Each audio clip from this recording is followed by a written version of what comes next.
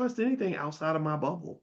You know, or if if it's outside the bubble, I'm gonna really take my time and assess it before because there's just so many sneaky ways, you know. So you don't want to be paranoid, but my gosh, it's just like why do people do this kind of stuff? So anyway, here are some things you can do to minimize the chances bad things will happen. One is they recommend that you slow everything down on purpose. See, a lot of scammers rely on emotional speed. And this is whether you're talking about a car salesman trying to sell you a car or a dude trying to get you to wire him $50,000 so he can deal with his situation quickly. Um, they rely on you making a snap decision because you are in a situation of urgency.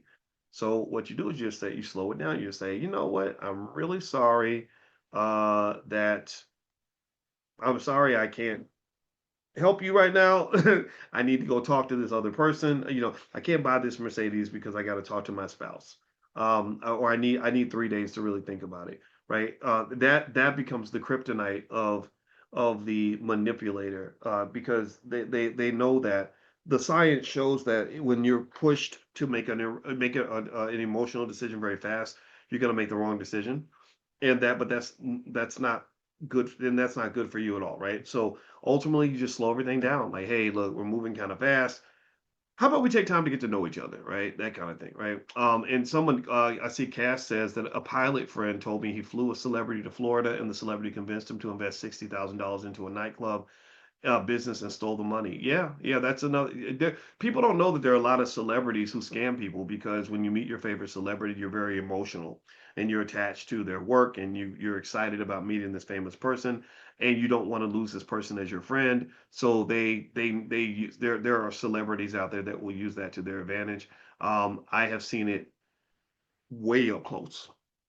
Way let me just say I'm not gonna say no names, but I've seen it like this. Like, you look the devil right in the eye. I was right there and I saw it and I didn't like it. It made me mad. Anyway, let's keep going. Separate romance from money. No matter how strong you have of a connection you have, love does not need your bank login. You do not need my bank account for me to show you that I care about you, right? And I think that that's a principle, especially when you have lots of resources and you're dealing with people that have less than you or whatever. If we like each other, why do we have to invest together right away? Maybe long term, maybe after we've been kicking it for 4 or 5 years or something, then that's a conversation, but it ain't gonna happen in the first 3 months. I'm sorry. I'm not interested, right?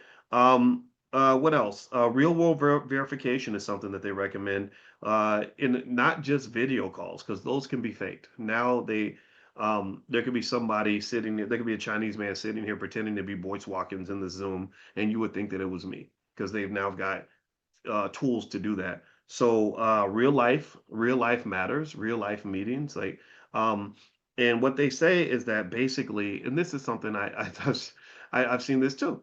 If people keep making excuses as to why they can't meet you in person, there's always a reason why. That's another red flag you can't ignore. I know it kills the fantasy, but it's the universe is telling God is trying to tell you something. What else? A third party reality check, having a friend review the situation and maybe meet the person, check it out, and give you their assessment. That can help a lot. Especially if it's a trusted friend or a therapist, or if it's a financial thing, get a financial advisor involved. Somebody that's going to look at it with a critical eye from the outside. And if the person overreacts, that tells you a lot right there. That tells you that they're looking to get to you and they don't really want this outsider out there.